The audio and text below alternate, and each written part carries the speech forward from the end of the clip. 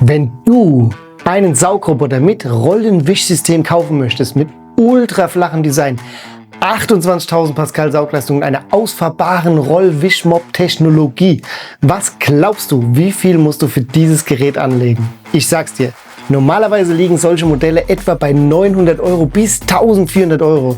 Absolute Spitzenmodelle. Aber heute haben wir ein Gerät für euch mitgebracht, das all diese Funktionen bietet und trotzdem nur rund 700 Euro kostet. Das ist krass, oder? Hier muss es doch einen Haken geben.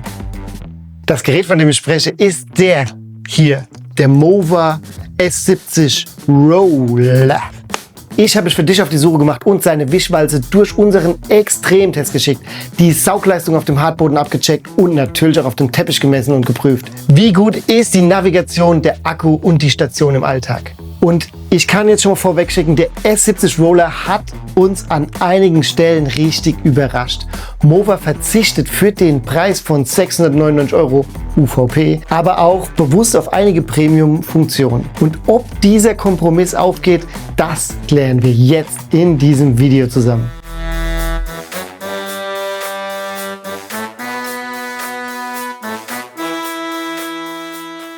Wir testen jetzt schon seit Jahren Wischroboter von der absoluten Einsteigerklasse bis hin zu den teuersten Flaggschiffen auf dem Markt. Und mittlerweile haben wir mehr als 100 verschiedene Geräte durch unsere Testwohnung gejagt, über unsere Teppiche und natürlich auch ziemlich gemeine Flecken bekämpft. Wir können nicht die gesamten Informationen in unsere manchmal gar nicht mal so kurzen Videos reinpressen. Ansonsten würde das komplett das Format sprengen. Daher, wenn du alle Details haben möchtest, dann schau doch mal auf unserer Website vorbei, www.smart-home-fox.de. Der Link ist in der Beschreibung. Da findest du alle Details bis in die letzte Fußnote zum Nachlesen. Ich bin jetzt aber richtig auf den Test des Mova S70 Roller gespannt. Ich hoffe, du auch. Denn auf den ersten Blick sieht dieses Modell hier wirklich super spannend aus. Die Kombination aus Wischwalze und super flacher Bauweise ist so einzigartig auf dem Markt. Ziemlich cool, wenn uns die Hersteller hier überraschen. Und das kombiniert zu einem absoluten wettbewerbsfähigen Preis. Da sind wir mega neugierig. Wenn dir unser Konzept gefällt und du mehr solchen Content sehen willst, würden wir uns natürlich sehr freuen, wenn du unseren Kanal abonnierst. Da unten ist der Abonnier-Button und lass die Glocke immer läuten, damit du nichts mehr verpasst. Jetzt aber genug geredet, wir starten in unseren Test. Wir starten direkt mit einem der Hauptgründe, wie ich finde, warum es sich lohnt, den S70 Roller genauer anzuschauen. Sein Wischsystem. Hier setzt Mova nicht auf diese zwei rotierenden Wischmöpse, sondern auf eine durchgehende Wischwalze.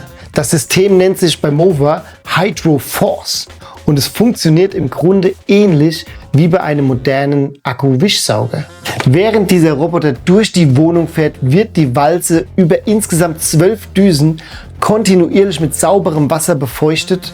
Gleichzeitig drückt sie laut Hersteller mit 17 Newton bzw. 4700 Pascal auf den Boden. Der entscheidende Punkt ist aber, die Walze dreht den aufgenommenen Schmutz nicht einfach immer weiter über den Boden. Nein, eine Abstreifleiste entfernt das verschmutzte Wasser während der Fahrt von der Walze. Das Schmutzwasser wird direkt aufgenommen und getrennt gesammelt. In der Praxis heißt das dann tatsächlich, die Walze wischt immer mit frischem Wasser. Nicht mit demselben Schmutzwasser, das andere Roboter mit zum Beispiel den Wischpads über dem Boden verteilen bzw. verschmieren. Das ist eben ein echter Unterschied, allein durch das System. Aber Herstellerangaben sind natürlich das eine. Entscheidend ist aus meiner Sicht, was auf dem Boden dann tatsächlich passiert, und dafür sind wir hier.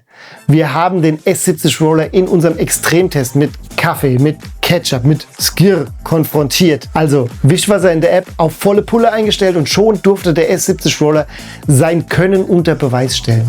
Nach dem ersten Durchgang waren noch Rückstände zu erkennen. Das ist bei solch starken Verschmutzungen aber jetzt auch keine krasse Überraschung. Nach dem zweiten Durchgang waren die Hardcore-Flecken tatsächlich verschwunden. Und der Tuchtest, den wir immer nach jedem Extremtest machen, der bestätigt, was wir hier sehen. Der Boden sowie die Walze selbst, die waren nach dem Wischen der Hardcore-Verschmutzung sauber. Und Kreuzkontamination hat hier keine Chance. Aber jetzt kommen wir zu einem Thema, was den meisten unter den Nägeln brennt, wenn es um Wischwalzenroboter geht. Die Reinigung an den Leisten.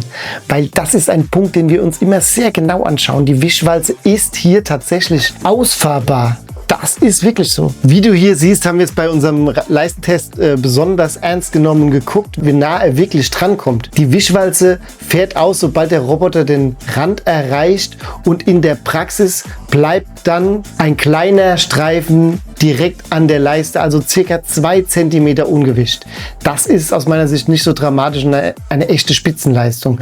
Aber wenn du auf absolut makellose Kantenreinigung bestehst, solltest du das unbedingt wissen. Aber man muss auch klar sagen an dieser Stelle, besser als der S70 macht das im Bereich der Walzenroboter momentan kaum ein anderes Modell. Nur die Saugroboter mit rotierenden Pads, die kommen noch näher dran.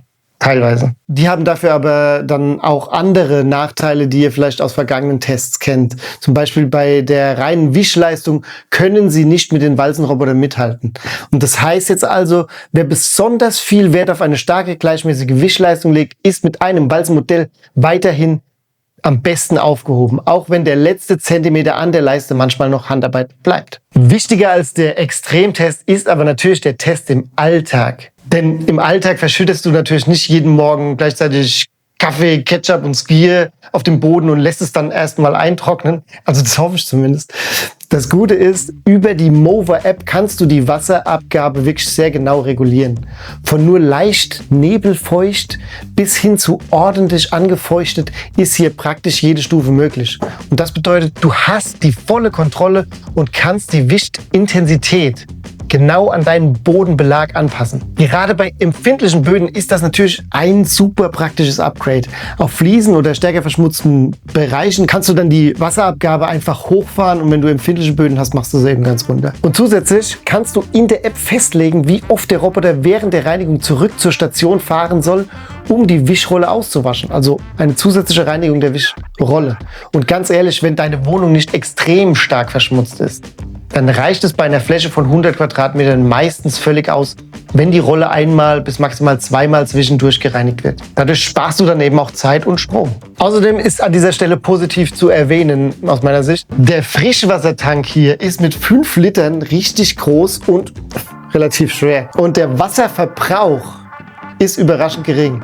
Und zusätzlich ein weiterer Vorteil ist der integrierte 150 Milliliter Wassertank im Roboter. Dadurch muss der Roboter nicht ständig zur Station zurückfahren und die Walze neu zu befeuchten und aufzutanken. Ja? Das haben wir auch im Alltag dann gemerkt. Unser rund 100 Quadratmeter großes Büro konnten wir mit einer Tankfüllung locker 3 bis sogar 4 Mal wischen lassen. Und das ist für einen Wischroboter mit Walzentechnik wirklich ein sehr guter Wert. Und wie sieht die Wischleistung im Alltag aus? Bei normalen Verschmutzungen, leichten Flecken und den typischen Spuren in der Küche oder Flur war die Wischleistung absolut stark. Genau hier spielt das System seine größte Stärke aus. Die Walze wischt nicht nur feucht über den Boden, sondern löst Verschmutzungen mit spürbarem Druck. Und wie du hier siehst, ist unser Parkettboden wirklich streifenfrei, wirklich sauber glänzend. Man kann sich quasi fast drin spiegeln. Das ist ein tolles Ergebnis. Keine Wasserflecken, keine Streifen.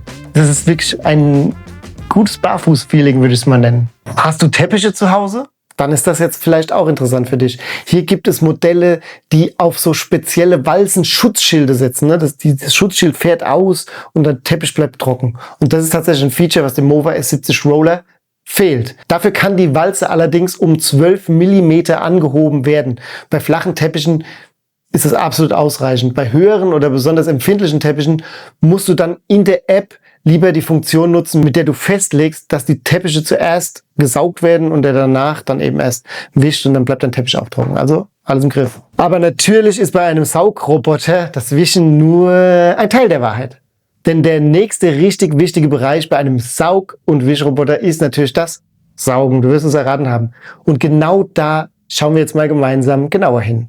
Der aktuelle Angebotpreis, den musst du dir mal anschauen, denn der ist wirklich eine Sensation für sich. 499 € kostet er aktuell. Der Link ist in der Beschreibung. Heißer Open. Zur Saugleistung kann ich euch sagen, 28.000 Pascal, das ist die Herstellerangabe. Aber wie immer interessiert mich die Zahl auf dem Papier eher sekundär, sondern was mich bewegt, ist natürlich der Roboter im Einsatz. Und auf dem Hartboden haben wir dann 50 Gramm Linsen, Haferflocken, Sand verteilt, und das Ergebnis war tatsächlich bei Linsen und Haferflocken jeweils 92%, bei Sand 90%. Das ist ordentlich, das ist kein absoluter Spitzenwert, damit kann man arbeiten. Wo lag das Problem? aus meiner Sicht an der Seitenbürste. Die dreht sich etwas zu schnell und die ist so konstruiert, dass körniger Schmutz gelegentlich im Raum umhergeschleudert wird, ja, statt direkt aufgesaugt zu werden. Beim zweiten Durchgang war das dann allerdings alles weg. Auf dem Teppich sieht es deutlich besser aus. Hier entfaltet er seine 28.000 Pascal Saugleistung. Der S70 saugt hier 48 von 50 Gramm Linsen auf. Das sind starke 96%. Bei den Haferflocken kamen wir auf 94% und von dem im Teppich eingemassierten Sand hat er sogar 41 Gramm aufgenommen, also 82%. Und gerade das Sandergebnis auf dem Teppich, das ist wirklich gut. Hier gehört er definitiv sogar zu den Spitzenmodellen. Denn der Sand sitzt ja immer so tief in den Fasern, dass wir hier eine echte Herausforderung für die Roboter haben. Ein kleiner Tipp an dieser Stelle, die Seitenbürste hier ist auf Teppich standardmäßig deaktiviert. Das kannst du aber in der App bei Bedarf ändern. Pass einfach auf, dass du nicht so lange Teppiche hast, wo das sich dann verhakt und kaputt gehen kann. Kurze Werbung in eigener Sache. Schau mal, in der Beschreibung findest du den Link. Da kannst du einen Saugroboter-Berater machen. Da kriegst du eine persönliche Beratung von uns zu dir, also von Mensch zu Mensch. Und da ist dieser Haartest eben auch der Umgang mit Haaren ist ein wichtiges Thema. Und du kannst ja einfach mal den Berater ausprobieren. Der Link ist in der Beschreibung.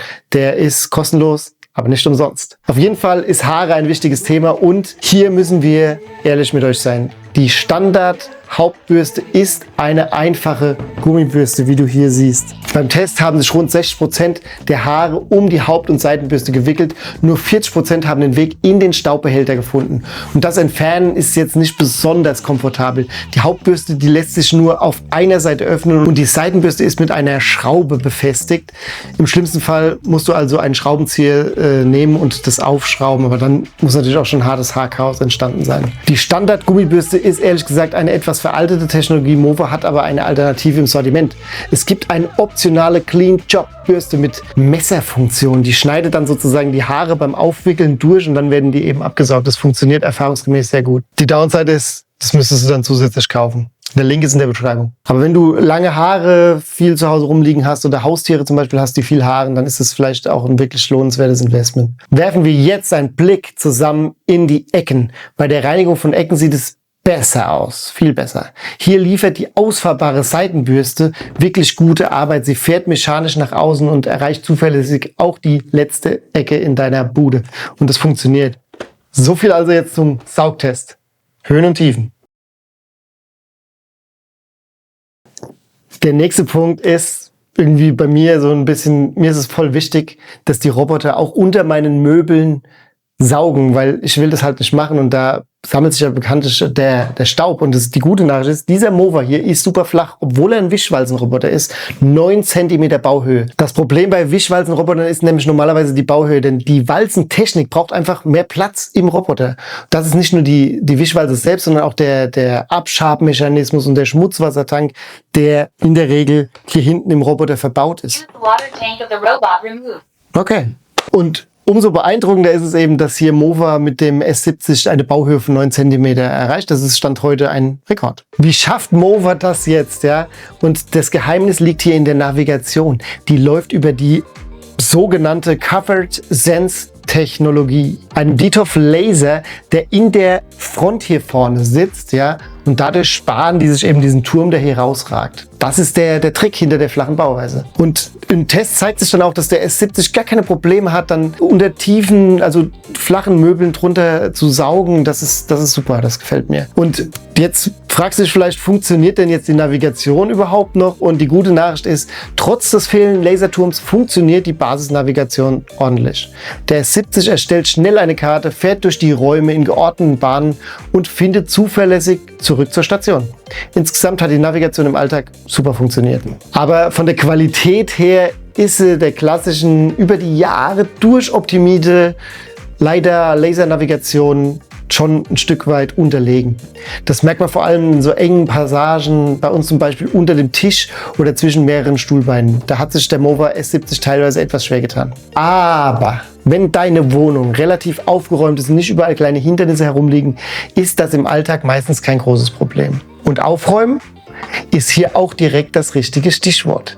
Denn bei der Hinderniserkennung müssen wir ehrlich sagen, die hat uns nicht wirklich überzeugt. Sehr große Objekte erkennt der Roboter natürlich trotzdem, aber kleinere Dinge wie Kinderspielzeug, Kabel, Büroartikel oder andere Gegenstände auf dem Boden, die wurden in unserem Test nicht zuverlässig erkannt. Dafür fehlt dem Mover S70 einfach die entsprechende Technologie, also keine Kamera, lediglich ein Kreuzlaser, der den Boden abtastet. Deshalb ganz klar mein Hinweis jetzt an dich, wenn du dich für den Mover S70 interessierst, solltest du deine Wohnung vor der Reinigung einmal aufräumen. Also wenn bei dir dagegen häufig viele Sachen rumliegen, Spielsachen etc. von den Kindern oder von den Haustieren, Alltagschaos, ja, ist mir nicht fremd. Ich weiß nicht, wie es bei dir ist, aber auf jeden Fall ist dann der S70 vielleicht nicht die beste Wahl für dich. Wenn du jetzt trotzdem einen Mover haben möchtest zum Beispiel, dann lege ich dir den Z60 oder zum Beispiel den V70 hier ans Herz. Die haben wir getestet. Ich packe dir hier oben die Links hin. Da kannst du dir einfach auch mal reinschauen, was die so können. Und die haben wir auch ausführlich getestet natürlich. Kommen wir zu einem weiteren wichtigen Punkt, die Hindernisüberwindung. Ist nicht für alle wichtig, zugegebenermaßen nur für die, die eben hohe Türschwellen haben oder so Schwingstühle oder sowas. Ne? Laut Hersteller schafft der Mover hier, also laut dem Hersteller Mover, schafft der S70 tatsächlich 22 mm Höhe und im Test haben wir sogar 2,4 Zentimeter nachgemessen. Das ist ein absoluter Standardwert. Ist keine spezielle Kletterhilfe verbaut, ja, aber für normale Haushalte mit normalen Türschwellen reicht das durchaus. Wenn du einen echten Kletter-Champion brauchst, weil du höhere Türschwellen hast, dann mach doch mal unseren Saugroboterberater, da wird dir geholfen. Der Link ist in der Beschreibung. Ein guter Reinigungsroboter. Wofür holen wir uns den? Der soll uns doch Arbeit abnehmen, oder? Beim Mover S70 Roller übernimmt die Basis deshalb die wichtigsten Aufgaben automatisch. Nach der Reinigung wird der mobile Staubbehälter abgesaugt, das landet dann hier in dem Beutel und dieser Beutel soll laut Mover 100 Tage halten, wobei ehrlicherweise, das kommt natürlich darauf an, wie viel Dreck in deiner Wohnung rumliegt. Und übrigens, das ist ein Einwegbeutel, ja, und wenn der voll ist, dann machst du den zu, ja, und schmeißt den weg und wenn du keinen Bock auf Einwegbeutel hast, dann schau mal in der Beschreibung, da habe ich dir einen Link zu einem Mehrwegbeutel, den kannst du mit einem Reißverschluss öffnen und ausleeren. Da habe ich dir da den Link reingepackt und du kannst einfach mal schauen. Rabattcode ist auch dabei. Damit kannst du dann Geld sparen und deine Umwelt schonen. Ich habe es gesagt, auch die Wischwalze wird natürlich in der Station nochmal gewaschen und zwar mit 80 Grad heißem Wasser. Kannst aber auch die Temperatur tatsächlich auswählen. Raumtemperatur 45 Grad, 60 Grad, 80 Grad, das finde ich cool. Und danach, man hat es im Test richtig gemerkt, kommt richtig warme Luft raus, 70 Grad heiße Luft, die trocknet die Walze dann. Das verhindert eben Schimmelbildung, Bakterienbildung und auch unangenehme Gerüche werden dadurch vermieden zu entwickeln. Also du weißt, was ich meine. Ein weiterer Punkt, auf den ich bei der Station hinweisen muss. Eine automatische Reinigungsmittelkassette, die ist nicht an Bord, aber du kannst natürlich den Reiniger direkt hier oben in das turbogroße Frischwassertankteil reinfüllen. Und falls du einen guten Reiniger suchst, ich packe dir einen in die Beschreibung. Der ist ökologisch, duftet wunderbar und ein Rabattcode ist auch noch dabei. Diese Aufgaben erledigt die Station für dich, aber es bleiben trotzdem noch ein paar Wartungsaufgaben, die du per Hand erledigen musst. Eine der wichtigsten Aufgaben, die du alle 1 bis 2 Wochen erledigen solltest, ist hier hinten diesen Schmutzwassertank auszuleeren und durchzuspülen, ja. Denn das fängt gern schnell an zu stinken. Natürlich musst du auch regelmäßig den Schmutzwassertank der Station ausleeren. Ja, das fängt auch fürchterlich an zu stinken. Wenn du schon mal einen Wischroboter länger hast stehen lassen, dann wirst du es wissen. Die Wischwanne hier unten, also die Wanne hier unten in der Station, die kannst du rausnehmen und kannst sie dann am Waschbecken gut durchspülen. Das ist schnell erledigt, aber auch recht wichtig, bevor das da verstopft und überläuft und solche Sachen. Das will ja keiner. Was ich regelmäßig auch kontrolliere, ist eben hier unten. Gucke ich mal drüber, ob sich da irgendwie Haare verheddert haben. Ne? Und was bei Wischrobotern oftmals mit Walzentechnologie oftmals ein Problem ist, ist diesen Ausbau der Walze. Und das hat Mover hier ganz gut gelöst. Einfach Knopfdruck und dann abziehen und fertig. Hier ab und zu mal durchwischen, ne? Das ist aber alles ganz gut zugänglich. Also muss man machen, ist aber easy. Also Wartung, Daumen hoch. Ist relativ entspannt, ist halt bei Wischwalzenrobotern immer ein bisschen mehr, aber überschaubar. Wenn du überzeugt bist von diesem Gerät und es dir einfach mal kaufen möchtest oder einfach mal im Shop anschauen möchtest, dann schau doch mal bitte in die Beschreibung, dann tue ich dir immer die aktuellsten Angebote reinpacken. Jetzt noch ein paar Besonderheiten, die uns aufgefallen sind im Test. Zum Beispiel der Lieferumfang. Also der Lieferumfang, den siehst du hier. Also hier hat Mover offensichtlich dem Preis entsprechend die Ausstattung mitgeliefert. Also ich finde es ganz gut, wenn man an dieser Stelle dann auch weniger fürs Gerät bezahlt und dann sich später selbst um die Ersatzteile kümmern kann. Dann hat man eben die Wahl und muss nur dann investieren, wenn es auch nötig ist. Das Design ist auf jeden Fall auch ein Hingucker wert. Im wahrsten Sinne des Wortes. Ich weiß nicht, wie findest du es? Schreib's in die Kommentare. Ich find's schick. Sieht schick aus, ist schlicht, sieht bisschen abgespaced auch aus. Auf jeden Fall wirkt es auch sehr, also wenn man das so anfasst, ist es sehr hochwertig. Die Spaltmaße, die passen, da ruckelt nichts, da wackelt nichts, das ist alles tippitoppi. Also es ist jetzt kein krasses Luxusobjekt, aber es fühlt sich auf keinen Fall billig an. Der Roboter, der misst insgesamt hier 35 cm Durchmesser. Über die geile Höhe haben wir ja schon gesprochen, 9 cm. Und die Station, werden wir auch immer gefragt, passt überhaupt in meine Wohnung? Die Station ist 34 cm breit. Mit dieser Auffahrrampe ist die Station knapp 45 cm tief und 50 cm hoch. Damit benötigt das Ganze relativ wenig Platz und das ist cool. Also es ist deutlich kompakter wie so ein Premium-Gerät letzten Endes. Ne? Im S70 steckt ein Akku mit 5200 mAh. Nach unserer Reinigung unseres 100 Quadratmeter Büros waren noch circa 65% Restakku übrig. Und das ist wirklich ein sehr guter Wert. Und somit kann ich auch sagen, große Wohnflächen von 200 Quadratmetern am Stück können damit gereinigt werden. Das ist eine coole Sache. Das ist die Lautstärke des S70 im Leise-Modus, 49 Dezibel. Im Standardmodus waren wir bei 56 und im Intensiv 66 Dezibel. Im Max macht er dann richtig Krach mit 68 Dezibel. Spaß, das ist auch noch nicht so wirklich laut. Also wir haben auch hier keine unangenehmes Pfeifen oder Rattern oder sowas gehört. Ne? Das ist absolut akzeptabel. Was mich etwas gestört hat, die Absaugstation, die pfeift so ein bisschen beim Entleeren mit rund 66 Dezibel. Ist er auch nicht leise, aber das dauert tatsächlich auch nur 15 Sekunden. Das Ding ist schnell durch. Für den S70 ist die App von dem Funktionsumfang her ein bisschen abgespeckt. Ist ja klar, weil er nicht so viele Funktionen hat wie zum Beispiel der V70. Und dadurch ist er aber irgendwie simpler, übersichtlicher und ist nicht so ein Overkill und das gefällt mir eigentlich ganz gut. Also konkret fehlt hier dann solche KI-Features, Überwachungsfeatures und sowas. Ne? Die kriegst du halt beim Premium-Gerät. Dadurch ist es aber auch ein bisschen schlanker und leichter zu handeln. Und wenn du mehr Infos über die Mover-App haben möchtest, dann schau mal her, mir ein ausführliches Video dazu. Last but not least, das macht sonst tatsächlich kein Hersteller, 3 Jahre Garantie. Also 1 Jahr mehr als die Konkurrenz und das sieht dann eben so aus, als würde der Hersteller auch an seine Produkte und an seine Versprechen glauben. Das finde ich einfach gut. Für wen, vielleicht für dich, lohnt sich der Mover S70 Roller jetzt also? Der Mover S70 Roller lohnt sich für dich, wenn du bei einem Saugroboter vor allem Wert auf die eigentliche Reinigung legst. Die Wischwalze liefert im Alltag ein sehr gutes Ergebnis und hat sogar unsere Kaffee-, Ketchup- und Skirr-Flecken nach 2 Durchgängen entfernt. Das hat uns überrascht. Auf Teppich saugt der S70 ebenfalls richtig stark. Der Akku hält lange durch und die Station übernimmt einen Großteil der täglichen Wartung. Und das größte Alleinstellungsmerkmal an dieser Stelle möchte ich nochmal betonen zum Schluss, ist eben die Kombination aus Wischwalze und Bauhöhe des Geräts. Hast du niedrige Möbel, ja, die so ungefähr 10 cm Durchfahrt ermöglichen, dann bist du mit dem Gerät hier tatsächlich top aufgestellt. Für wen ist er nicht geeignet? Also er ist auch nicht für jeden geeignet, ja.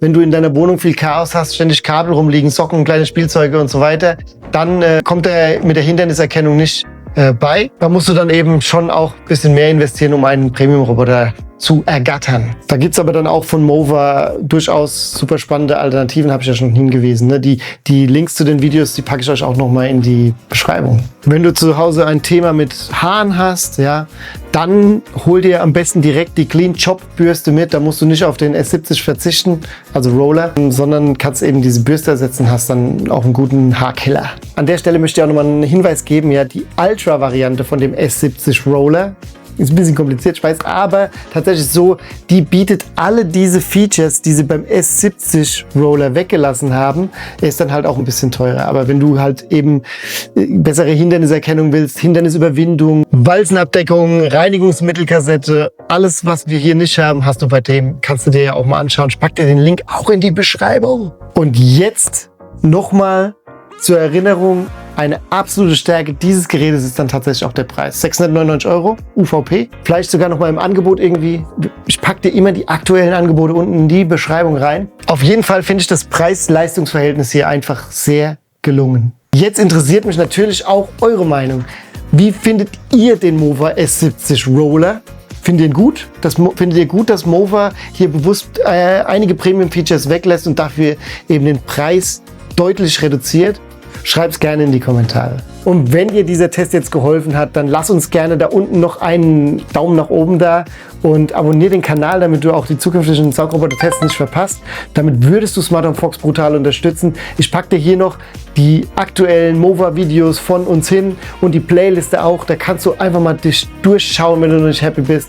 Und ich freue mich, wenn du bald wieder dabei bist. Bis dahin, Peace.